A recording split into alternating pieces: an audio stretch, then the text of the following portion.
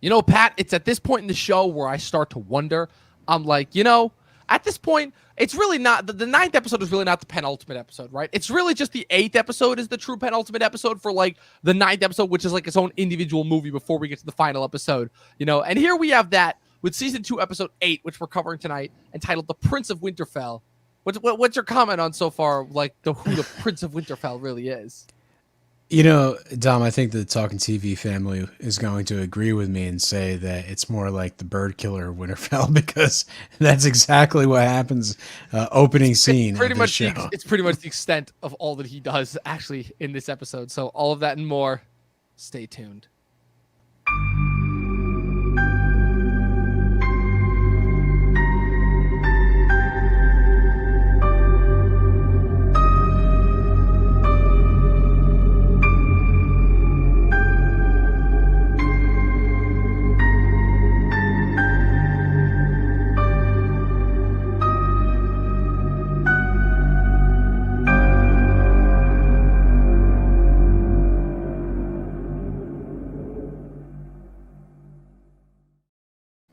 Well, Pat, we're here. Season 2, episode 8.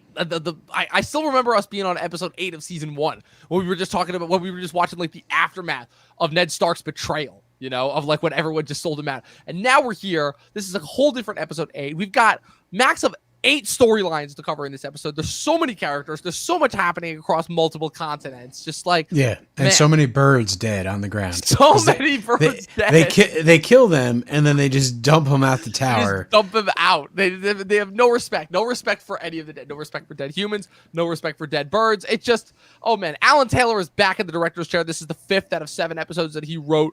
Another episode written by Benioff and Weiss. And oh man, we're already off to a great start, obviously, in Winterfell. This episode is kind of has this theme running across it of like everyone is kind of reaching the crux of their stories. Everyone kind of realizing what true positions they are in. And also the stories also sliding them into the position where they're going to be reset for the next couple of seasons. So obviously we open in Winterfell with, Theon. Oh, poor Theon. He just cannot catch a break. He has committed the ultimate of cardinal sins, not by killing the Starks, but by killing 2 boys, the 2 farm boys, and masquerading as such. Like, this is how pathetic he is, Pat.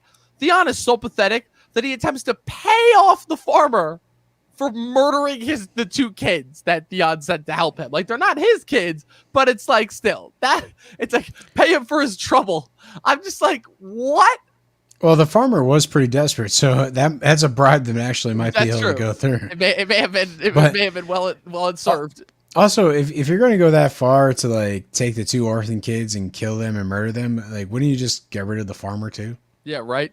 It's like, why would you leave the farmer around? What use does he serve to you? It makes no sense. But anyways, it starts off, obviously, the opening scene is Theon and all of them killing all of the ravens and dumping them out. As is revealed, there is a logical, tactical reason for this because he rightfully so wants to keep the news of Brandon Rickon's death from Robb. Because obviously, if Robb finds out, then there will be hell hath no fury, like a Stark trying to take revenge for a family member, as we saw last episode with Catelyn and Jaime, or trying to reclaim them. So then we have the arrival of Theon's sister Yara, and of course, she does not have 500 men or however many men Theon thought was getting sent to reinforce him. She's got maybe 6 people. And they're all just sitting there chilling at the table, and she's just roasting the shit out of him, saying, "Wow, what an idiot! You have committed the ultimate cardinal sin of cardinal sins here." I will say, Dom, that I agree that she roasts him for a little bit, but she actually has a passionate plea, like, "Hey, don't die in the North. Come back where you belong." And it's one of those things, like in hindsight of knowing what happens in the next couple seasons to Theon, it's actually true. Like Yara is out for his best interest, despite the fact that he's trying to prove himself and being a little bit of a hot-headed brother that is trying to find his place, and just feels disrespected that he's not given it out of birth and basically rank. In a weird sense, it's probably one of the first shows of true admiration amongst the Greyjoy family, because up until this point, Theon has just continually been belittled and mocked for, and emasculated by the rest of his family, which caused him to take such a drastic action in the taking of Winterfell. But here, Yara, or like I said, I keep wanting to call her Asha because that's her name in the books. It's a real name in my mind. Yara gives off this really impassioned speech about the fact that even that he's kind of always been more trouble than he's worth, but he's family, and it's kind of their job to look after him. And she kind of reminds him, it's like, look, no amount of personal glory is worth this kind of dying, because when we leave, there's going to be no one here to help you. And Theon just can't seem to get the better of himself. Like, Theon cannot get out of his own way. He's fully immersed in this decision at this point. He attempts to have Dagmere pay off the farmer, which is just a hilarious scene, but it also allows Lewin to notice that, take a closer look at the boys. And once he does, he realizes, oh, wait, there's no way that these two are Bran and Rickon, because the older boy's feet clearly show the signs of being well worn. And plus, he also catches Osha sneaking her way into the crypts. It's kind of like a combination of events that allow Lewin to make this discovery. It's like, wow. So he sees Theon having the discussion. He takes a look at the feet. Then he sees Osha running into the crypts. It's like, wow, talk about timing right there, And obviously that scene, it's very similarly structured to how last episode was, ends with Lewin finding Osha, who hid Bran, Rickon, and Hodor and the direwolves in the crypts. They obviously doubled back after the farm and hid in the stream. That way they could cover their tracks. And they obviously discussed the farm boys, but Bran is awake and he overhears it, obviously. So again, there's not a lot that happens. Pretty much majority of these storylines are all setup based, but this is a storyline already that you can tell is going to have big ramifications, because now you're finally going to start to see like the beginning of the consequences of Theon's actions. So Pat, any takes on that? Yeah, basically just Theon doubles down on his move and thinks it's great, and rejects Yara's advice, and basically we see what it has led. It's obviously Bran and Rickon have gotten the best of him, and he's sort of still leading Winterfell and owning his sort of decision, and it's basically just setting us up for, okay, this is the way it is. Like, he's stubborn, he's going with it, and we're about to wait till the other shoe drops, and that's going to be when his men decide to betray him in I guess a couple episodes. Yes, unfortunately, it really is kind of a tragic end. Theon, I don't think, is as tragic a character as Viserys last season, because obviously we had this entire season to get to know Theon when he was still with the Starks. But it definitely kind of does serve a similar purpose, where he's just that one character that it's like, yeah, there's always those characters in fiction that it just seemed like they could get just like not a single break from, any sort of facet or any character or any direction. And you see that as the result, as Theon seems destined to just suffer constantly at the hands of everyone. So in this case, we move on to the next storyline, which of course is north of the wall. So we see another suffering. Again, they are continuing to compare Jon and Theon, as these two are both starting to suffer a little bit for their actions in this episode, because Jon, after having been captured by Ygritte and her group of wildlings, is brought to their main group led by the Lord of Bones, who we meet for the first time, obviously famous for being a wildling that wears nothing but animal bones that he's constructed a makeshift suit of armor around. And they discover that unfortunately he has already captured Qhorin Halfhand and slaughtered all the other rangers. Wow, that quest to go north and start to infiltrate those wildling camps, that plan worked out really well, especially when they went into wildling territory, But they're captured ultimately. Lord of Bones wants to cut off Jon's head. Ygritte vouches for him, perchance from a more personal space, but nevertheless states that he's Ned Stark's bastard son and that Mance will want to question him, kind of doing a little bit of a flex right here. How close do you think Ygritte is to Mance ultimately, Pat? To Mance, I have no idea. I would say that basically she's just using logic against the Lord of Bones. Lord of Bones seems like a very aggressive, fight first toward a person, strength over, intelligence. So I think it's one of those things where she uses wordplay to convince him to keep Jon alive. Yes, indeed. And Jon is sat next to the half hand. Obviously, they he tells him, see that it wasn't for nothing. Half hand is a little bit, I feel like, too casual with Jon here. Just a little bit too casual. It's like, wow, you deliberately could not muster the strength to kill this girl, and now as a result, look how it's come back to bite us in the ass. We're prisoners, And I feel like he goes a little bit soft. Obviously, I mean, I don't know. Do you owe that to like his intelligence, the fact that he's that forward seeing? It's a weird situation, because it's like, hey, we're gonna leave you alone to kill this halfling, and then they kind of wander off, and 5 minutes later they're like, oh, where'd he go? You know what I mean? He should have been done by now. And they just decided to leave him that far behind. Yeah. So it's one of those things where it's like, can you really blame Jon Snow for getting himself in that situation? Yeah, Not really. true, It's like true. He was kind of left to his own devices, so not great planning on that. Yeah. Maybe, never mind. Maybe the half head isn't as good a ranger as we thought. Like they could have like double backed and been like, oh, he's not here and tracked them, but instead they just moved on, waiting for him to catch up. Yeah, I don't know. It's one of those things where this storyline is kind of muddy a little bit, and it's whatever for whatever reason. And I think the main thing is we're gonna get that in next episode or two. When Jon and Corin are sort of collaborating to make Jon look pretty strong in the eyes of the wildlings.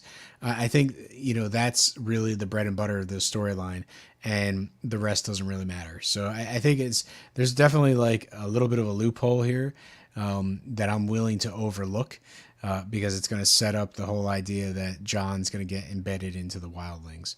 Pat, I think I just came up with another name for the segment, and it is called plot devices needed to get characters from point A to point B. I have a feeling we're gonna have a lot of those once we get into the later couple seasons, but for now, so far, I've got Khal Drogo being infected by an obvious witch and slowly dying as number one, and I've got the Night's Watch members being deliberately terrible and allowing Jon and them to be captured in order to get Jon to become to join the wildlings in order to bring them into the fray.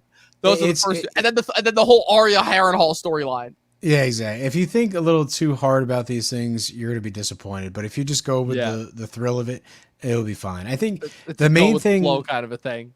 Yeah, the main thing above the wall this episode is sort of the grave that they find with the dragon glass and the horn, I guess, which I think plays a bigger role in the books. Is that supposed to be the Horn of Jorah Men? That's what I was trying to figure out, because the whole I feel like they just ignore the whole horn thing, and I've only heard about it from people that have read the books and talk about it. Basically, to preface as to what this is, the Horn of Jorah Men is rumored to basically be this ancient horn that was used. I don't remember which king. I'll admit I probably didn't do as much research as I should have.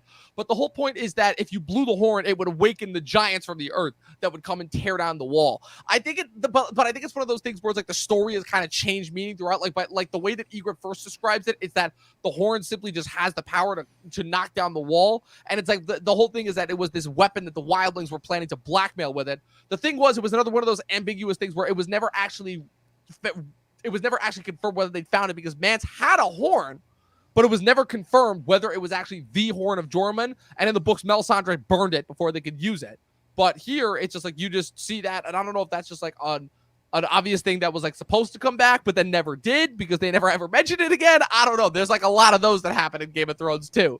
Yeah, I feel like it is that seed that they planted, and they were going to kind of roll with it, but then they figured out that they didn't really need that plot device to finish the series. So I think it's one of those things where we see it, and then it sort of disappears over time. Yes, indeed, unfortunately. But it's a pretty cool setup scene, especially because, again, it's minor. We don't visit this sect of the story a lot after Jon leaves, but we see it briefly, obviously, in the finale of this season, and then in the beginning of next season when they make their trek back to the wall. But obviously, we know the Dragonglass comes to represent an extremely important device within the series going forward, obviously, once the fight with the White Walkers. And this really amps Sam up, because he's like, oh, Maesters called it obsidian, and he's doing his book research. He can finally put some of his knowledge to use. Exactly.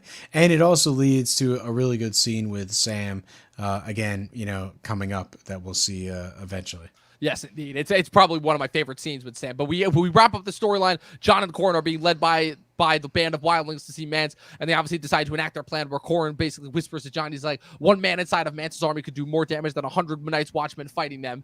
And he's like, and Jon's like, they'll never trust me. And Corin's like, they will if you do what needs to be done. And obviously Corin starts putting on this big show where he's mad at Jon, and he's mad that he betrayed them, saying that all the men died on his watch, and starts like play fighting him. It's the setup, obviously, for how we see when Jon inevitably is forced to fight him and kill him in the finale, so that he can become trusted by the wildlings and join their rank ultimately. So now we move on. Pat, we finally got some stuff going on in Harrenhal.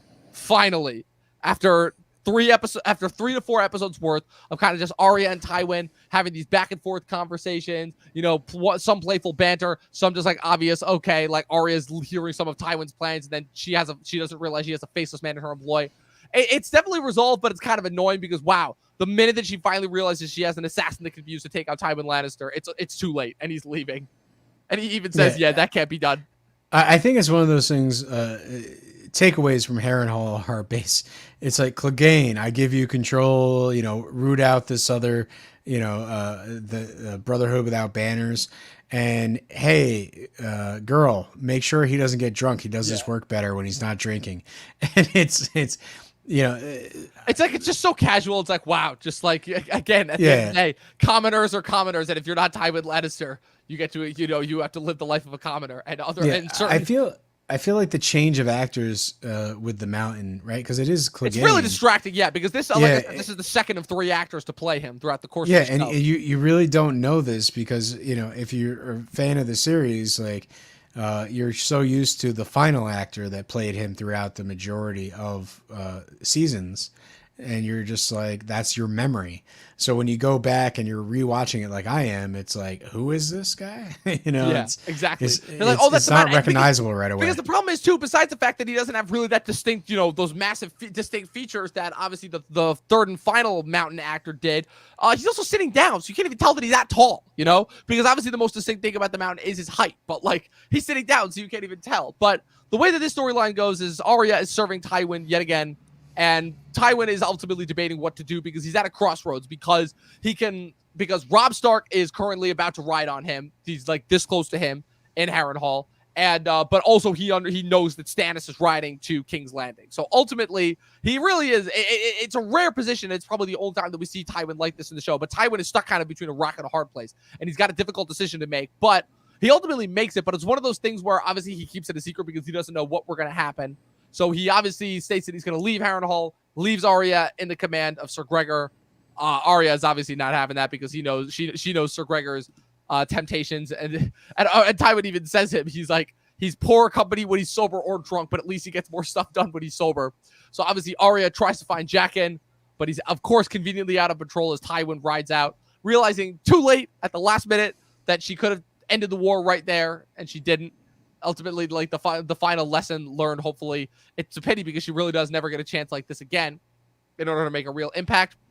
But Jaqen later shows up, and right when she needs him, and she pulls off probably one of the most interesting elements of the show, where since she says that since Jaqen makes a sacred vow, swearing on the old gods and the new, that temperament that is oh so sacred, she gives him his own name. Now, Pat, basically walk us through and explain kind of what the significance of this means. Because you actually commented and said that this was one of your favorite sequences of this episode. Yeah, no, I think Arya basically is one of those characters, and I think we discussed it a couple times before, where it's like there's pure moments of brilliant wit that the character has. And then there's moments when she's like an extreme child and doesn't seem to put 2 and 2 together. And this is one of the moments where that wittiness shines through because she's outplaying this assassin. Names him and basically says, hey, if you can't kill Tywin now, then I name you. And the only way I'm willing to unname you is if you help us escape from Harrenhal. And so I think she finally figures out how to play a game with Hagar. And this is the stakes that she lays on the table. Yeah, and it's very unique and interesting to see the character turn the tables on him. It really is. It's finally the moment where Arya actually gains back that little intelligent wit that we knew. We always got the sense that Arya was probably a little bit too smart for her own good, just by the way that she outwitted the guards when she had to sneak her way back into the castle in the last season. And all the dialogue from Tywin that says, anyone tell you you're too smart for your own good? Yeah. little bit on the nose there, but Arya's always been a character. I will give her this much credit that she knows how to handle herself in a situation. She made the right decision ultimately in the end by freeing Jaqen and the other 2 prisoners at that castle. If not for that, she made the smartest call with naming Lamy as Gendry, making the dumb Lannister soldiers think that he was dead and ultimately saving his life.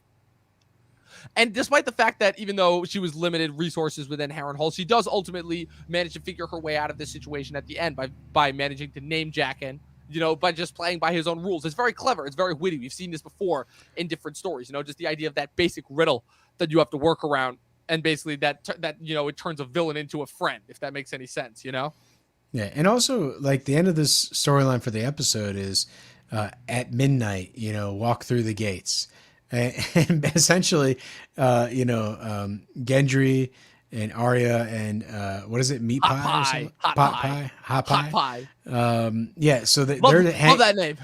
Yeah, they're hanging out behind this box, and they're like, "Hey, all those guards are over there. Like, how are we supposed to get out?"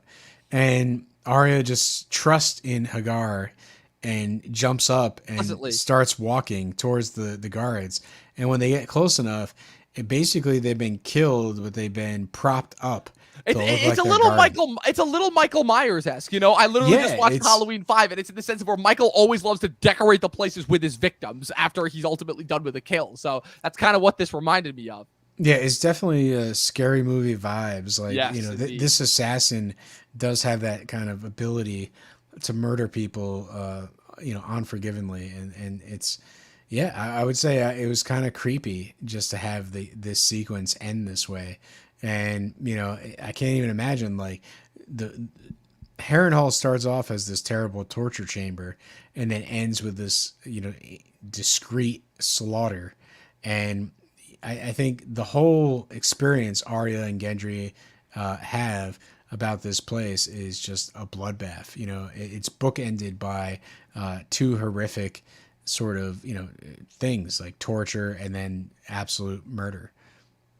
Yeah, to say the least. Ultimately, oh man, just end that on a positive spin. But at the very least, they're out of there. They're out of ultimately this chapter and on to the next one. But now, let's get into the main one. This is, again, this is a big turning point episode for pretty much all the characters. It's getting all of them set up on where they're heading to go. Bran is on his way to heading north and ultimately north of the wall. Arya is on her way to the rest of the Riverlands to meeting the Brotherhood. Jon is on his way to infiltrate the wildlings. And poor, Theon is on his way to be tortured.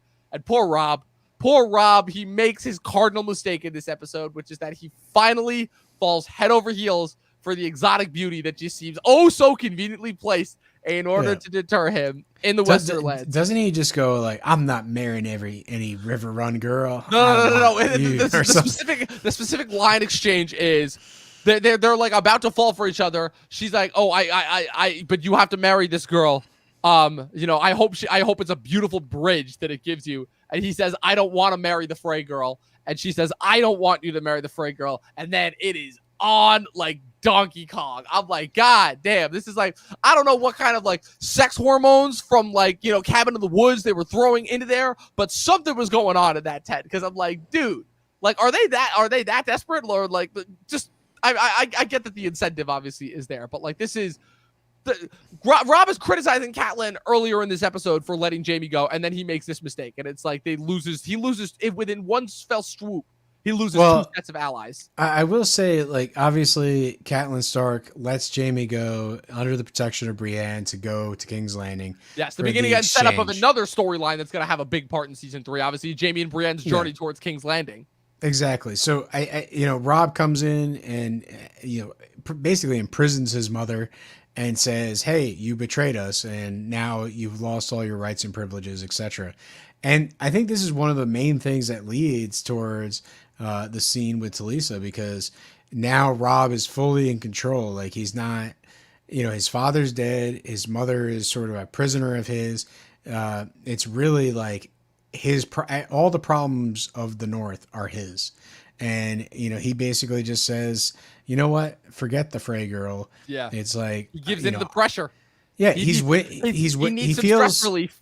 Yeah. I don't know about that, but like, he feels he's winning the war, in the South. He's doing a really good job. And, his decision making is, basically above even his mother's. And I think he decides that, hey, maybe I rushed into this Frey decision a little too hastily, and now it's like I'm just going to do things that are right for me and right for my people. And hey, she's going to be a better queen than anybody that I can get from Walter Frey.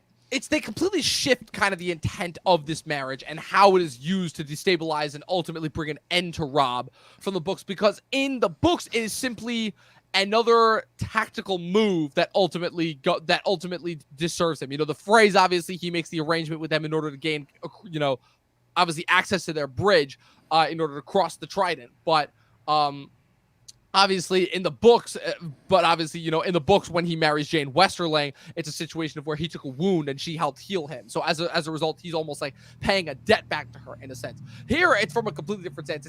It's a realistic versus moralistic sense. Wherein you have Talisa, who is this idealistic woman who cares nothing about helping people and abhors violence. She doesn't care about any of their causes. She doesn't care, obviously, that Robb lost his father to the Lannister. She doesn't care about the fact that the Lannisters seek to dominate. Right? She doesn't care about any of that. She almost sees herself as like being above that. And it's a trait that Robb admires, because ultimately the fact that she is able to, kind of see the peace and see the good on both sides, it's something that he strives to be. And it feels like it's something that he's striving to bring back, to the North, this sense of fairness, this sense of honor, this sense of justice. And she represents that in a very different way. And it's appealing to him because it's like he spent all this time with her now, obviously, because she's just been in his camp. I still don't know how exactly that works logistically, but they'll obviously, it's obviously happened at this point. And so he figures that she probably would be a better match than the Frey girl, this girl that he's never met before, ultimately, and that he only just he signed on a piece of paper. Or metaphorically, in order to make this arrangement, in order to get this bridge. And ultimately, it's a handshake deal, right? You promised Walter Frey that this would happen.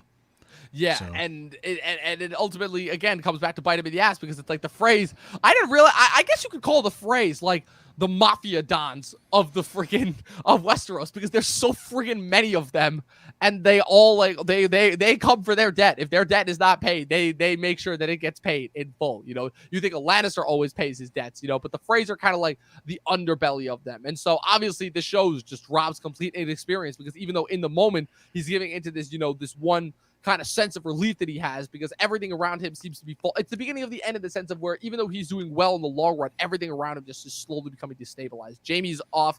His mother's not necessarily supporting him. She's got her own agenda. His lords are starting to lose faith in him.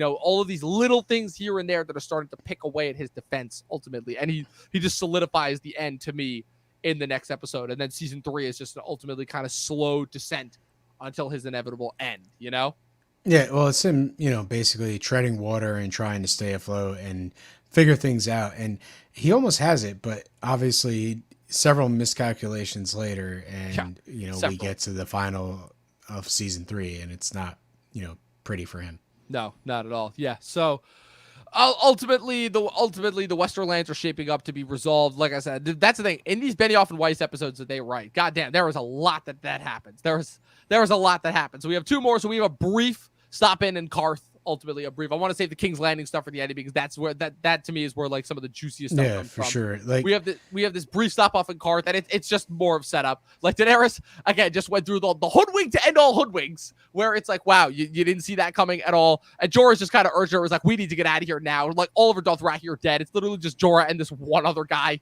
I don't remember his name. And Daenerys is like, we're not leaving without my dragons, And he's like, Daenerys, they are not your children. And it kind of gets into this weird state where Daenerys is like, they are like my children. You don't understand. I bore them out of nothing. It's kind of more metaphorical nonsense. Yeah, I will say that the only other thing that happens in Dany's story is Varys and Tyrion actually have a discussion that involves her. It brings her back to the main fold.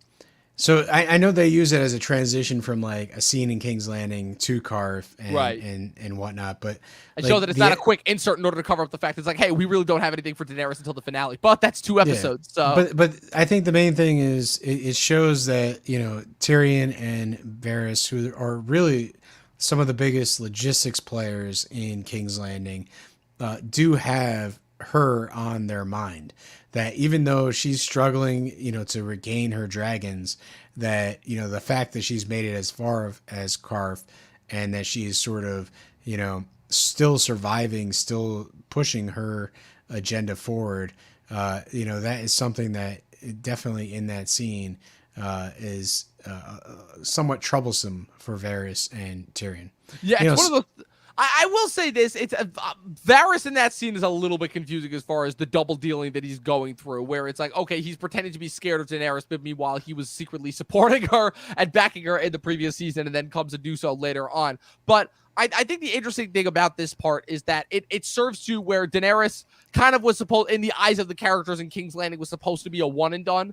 at the end of the first season, and then the fact that they're surprised that she's still alive and that she now is confirmed to have the dragons. Like, even though she's still a long way from being a threat, it's like Varys is already starting to see the writing on the wall as far as, okay, we now have this player and this is what's going to happen in the next couple of years. And that's, I don't know. Do you think he's actually worried in this scene or no? Because, like, again, his emotions here are like really conflicting to ultimately the decisions that he chooses to make throughout the rest of the series. Well, I think it's one of those things, like, given the current landscape in King's Landing of, just trying to stabilize things and get rid of the Civil War, it's if Dany comes at this particular moment, it's going to be troublesome for the realm. So I would imagine that, if this war were to continue and be as long as it could be, right? Because think about it this way, it's like, if Robb's not outsmarted in season 3 with the whole sort of betrayal at the wedding, and he does retreat and go back up north and embeds, there's still going to be a civil war going on for years and years to come. Right. And so Dany building up some sort of force outside of Westeros and eventually coming in, that's not going to be good if the kingdoms are still actively at each other's throats. Right. So and in a weird way, it's kind of almost what happens, right? Because even though, like, the Boltons control the north for a bit, Jon still brings the wildlings down and ultimately takes back Winterfell and declares it as its own independent thing. So ultimately now, that is kind of almost in a weird way what happens, only with Jon, not Robb. Yeah, so I think it's one of those things where, at that point, Varys is just worried about who this other person is and what's going to happen if she does get an army and come. Remember, like, he only knows the whispers about her, right. Doesn't really know who she is. Right. So it's one of those things where I can understand, like, yes, later on Tyrion and Varys join Dany, and it seems like a natural progression for them to do so. But at the same time, they're going to have some reservations about who she is and what she's going to do. She's a Targaryen? Is she going to be sort of this, mad queen that comes and just kills everybody? Like, it's one of those things where the two of them are more worried about the enemy that they don't know. Right. And I think that's the stance they're taking, other than, like King Robert. Robert was like, oh, well, this has a legitimate claim to the throne and therefore she's a threat, killer. But, it's not that type of threat that Varys and Tyrion are worried about. It's what type of ruler would they be if, Dany were to come and take over. Right. Varys and Tyrion have always been very forward-thinking people. They also, they, even though they obviously, it would be treasonous to vote this, they obviously understand that, life is finite, especially the life of, it's pretty easy for them to figure out that the life of the king that they're serving right now is pretty finite, ultimately, with all of his decision-making, and just him proving in this season to be, like, one of the worst kings imaginable. So, yeah, I guess the idea of kind of them, like, almost doing some forward-thinking right now without even realizing it. But speaking of forward-thinking, you want to know who was the most forward-thinking, Pat?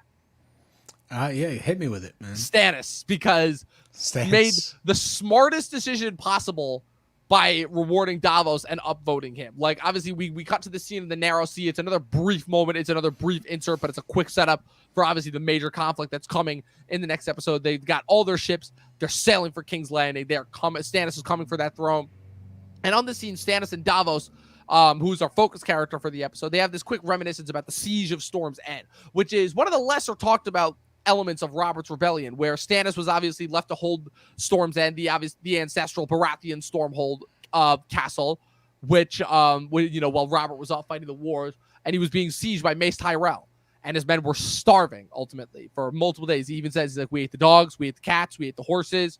After a while, we just said we had nothing left to eat. We ate the rats. They ate anything that they could, but ultimately, they ran out of food very quickly. So, because in a weird way, it kind of echoes what Bronn states later on in the King's Landing statements. When it comes to a siege, it's not the fighting that kills the most people, it's the starving.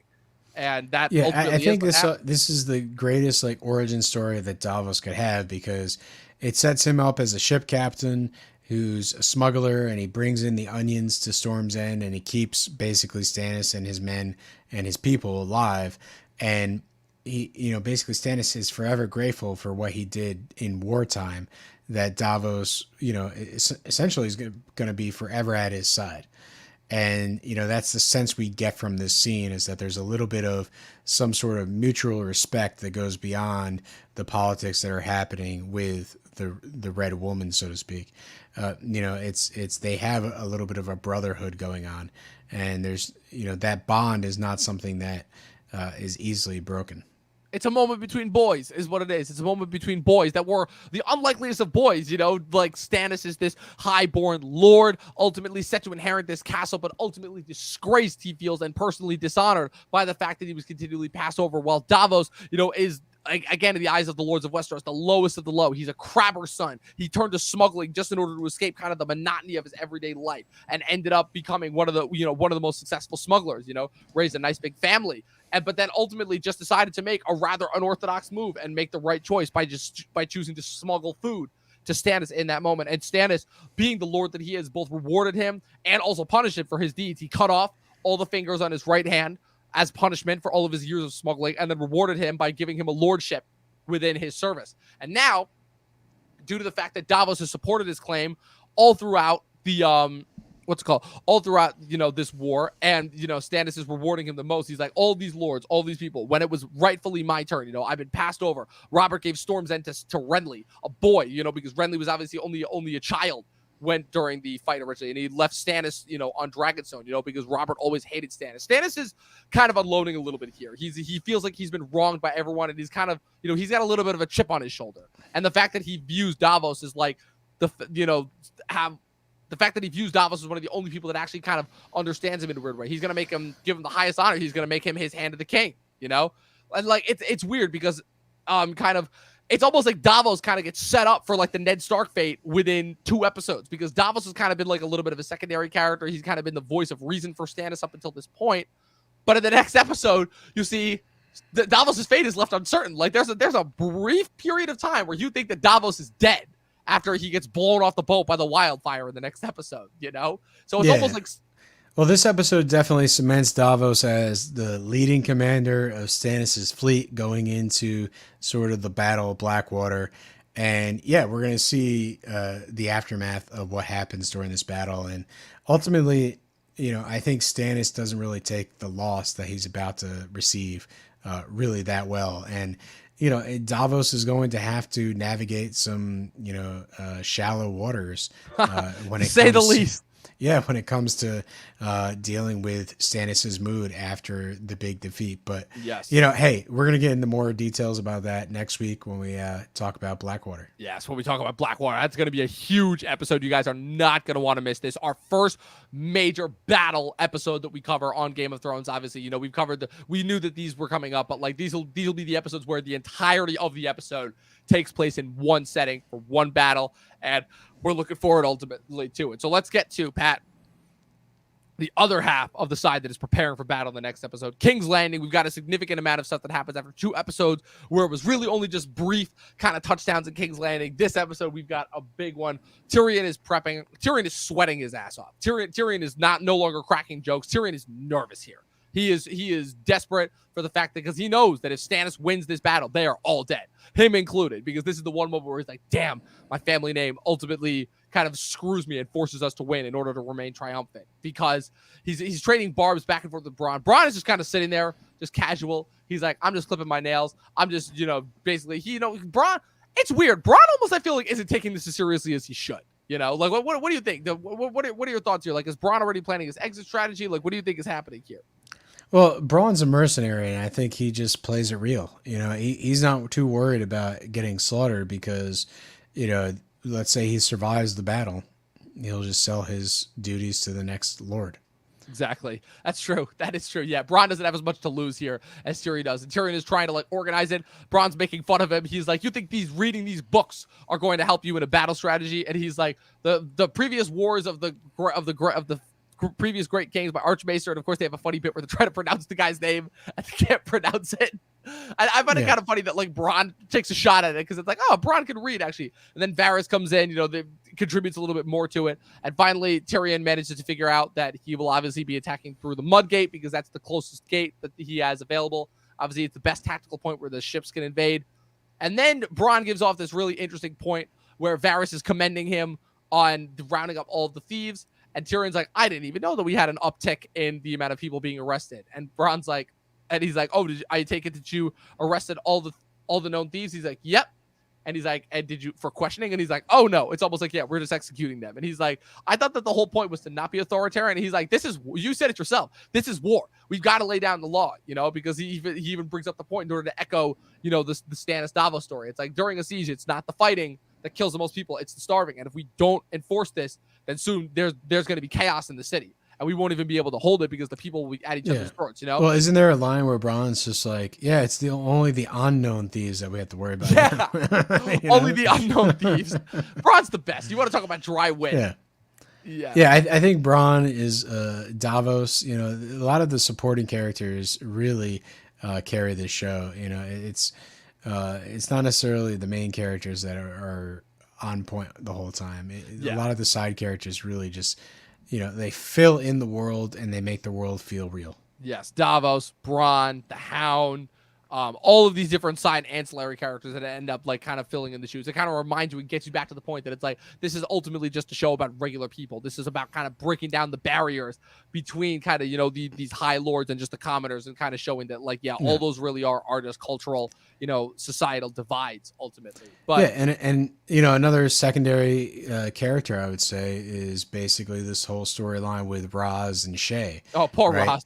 Poor Roz. Because, in all this midst of preparing for battle and whatnot, Tyrion and Cersei end up at each other's throats once again. And Cersei is like, I have the woman you're in love with. I have your whore, so to speak. And basically brings in Roz, saying, hey, I've captured, your lover. And Tyrion just gets up and walks over to Roz. Greatest performance ever. Like I forgot to add, this moment should also be included in Peter Dinklage's Emmy reel for this season for the Emmy that he should have won, because the performance that he puts on, where it's like, I only care about you as like a previous, like you're like a work acquaintance that I know, but I have to put on this act where it's like, oh, you are my lost love. It's ultimately this scene that's supposed to be a lot more weighty than it is, but it kind of comes off as hilarious both because of Dinklage's performance and because of the fact that Cersei is so certain that she's gotten him, and he has to kind of constantly remind her. It's like, oh yeah, you've totally got me. You've totally got one up on me. But it's what's really sad about it is Tyrion has this act and is like, oh, my love, I'll never forget you. And, Roz just plays into it and says, oh, please never forget me. It's like, whatever the case may be, but it's almost like we at least Roz is a team player. Yeah, exactly. But it's almost like she's signing her death warrant because, Cersei's going to do whatever it takes to hurt Tyrion.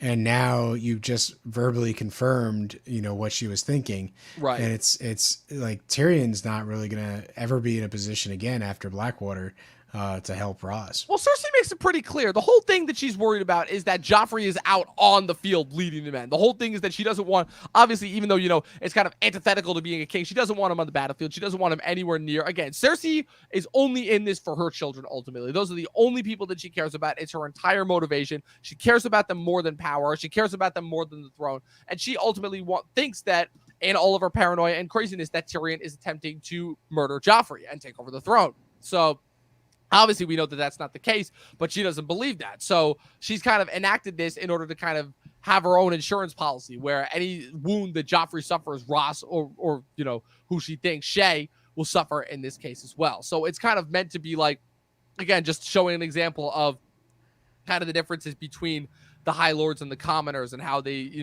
how they treat each other, ultimately what it comes down to. Because ultimately the thing that signs Roz's death warrant in a strange way, we don't see until the finale, is Varys, because Varys is the one that commissions her as a spy for Littlefinger, and then Littlefinger ultimately ends up sending her to Joffrey for him to have his way with her. So it's kind of like a cacophonous of events, but it is definite foreshadowing about that coming up ultimately. And then we have, the scene where he goes and he has this really tender moment with Shay where he kind of finds her again. And she almost makes this joking reference saying, oh, if anyone tries to kill me, I'll stick them with his blade. And then it's kind of like him in this moment realizing, that everything is kind of tenacious. So we have to enjoy it while we can, in a weird way. I guess this is probably the only time that the show actually tries to say that. The other thing too that's weird is this episode doesn't have a lot of deaths in it. I just realized where it's like after coming off with 2 episodes with so many deaths in it, it feels like, while also being prepared for 2 episodes with what we're about to watch, an entire battlefield episode where a bunch of people just get slaughtered. But yeah, I think it's really just the guards in Harrenhal that are the ones that's it. They're the only ones. Like the however many guards there are the only ones that die. So ultimately, what it comes down to is Tyrion ultimately just cannot get on Cersei's good side. But the other good thing that this scene shows is that Cersei is not, that this also kind of is foreshadowing for, is that Cersei is ultimately not as smart as she thinks she is, where it's this really interesting juxtaposition of the first season, where the first season Cersei was kind of like this behind the scenes menace, this kind of person that Ned Stark tried to measure up to, but ultimately could not outweigh politically. But now that Cersei's up against somebody who actually knows the stakes politically, like, she is ultimately coming off as more and more of a fool, and she's going to continue to do so when Tywin comes in and occupies King's Landing for the next 2 seasons. And the other thing that this episode does is it also solidifies Tyrion and Varys as being best friends, because the way that they discuss Daenerys, almost like they already know that they're going to be serving her later on. They have a very funny exchange. Tyrion says, why are all the gods such he's like, the drowned god wants to drown people, the red god wants to burn people. Where is the god of tits and wine? And then Varys brings up the thing where it's like, on the Summer Isles, they worship a fertility goddess with 16 tits. And she's like, we should sail there immediately. I'm like, yes, I am with you there, Tyrion. Because it's like, it's nice to get a little reprieve in this country where all this death and misery just consistently happens. Yeah, I think the banter between the two of them, that's very, I would say, not proper, right? It's to say the least. It's off the cuff. It's sort of, only the things you can say with someone you're completely comfortable with. Right. And I think showing that relationship and showing that they have a strong rapport, despite being in the middle of the Game of Thrones, it basically shows that they are allies, and that, people can openly talk about some of the things that are going on without, worrying about being betrayed and backstabbed. Yes, indeed. Ultimately, it's kind of a nice sentiment knowing that these are two of the characters that also make it to the very end. Until Varys becomes a moron and Daenerys just goes crazy out of nowhere. It is nice to see kind of the beginning of that beautiful friendship ultimately between these two. So it was a lot of plot that happened in this episode. As you can see, we haven't had one of these in a while. The last couple episodes have been pretty interesting to talk about, from just a metaphorical standpoint. But it was a lot of plot that we had to cover before we get to the big event next week. Pat, like, I don't know, like, let's just do a little bit of foreshadowing for Blackwater, since we got a little bit of extra time here. Like, back in the day, 9 years ago in 2012, when this show originally aired, like, did you have any sense of like what we were coming, like, as far as what to expect with Blackwater? No, not really. For the most part, it's like I knew this giant battle was coming, and I was excited. Like, obviously, the first season, the whole Tyrion gets knocked out and we skip the war scene and we don't really get to see the battle. That's one of those things that was a big issue for me in season 1.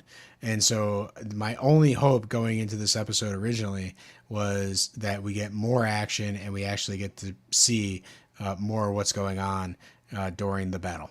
Yes, absolutely. And we got that and more. This was, for me, I remember being the first major event on television where it's like, holy shit, this is, for lack of a better word, cinematic. Not in the sense of where it's like, okay, we'd seen like some really well shot dramatic television. This was like, okay, this is now taking the level of like action spectacle that we expect from like blockbuster movies to the television screen. And it only got bigger from here on out, obviously with the Battle of the Wall, then later on, obviously, the attack of the White Walkers on Hardhome. Then we get 2 of these really 3 of these major sequences in season 6, with the attack of the White Walkers on the Heart Tree, Daenerys fighting the slavers in Slavers Bay, and then the Battle of the Bastards, obviously. Like, it ultimately, this is the beginning of Game of Thrones becoming known for its spectacle. And that all happens next week with the penultimate episode of season 2, Blackwater.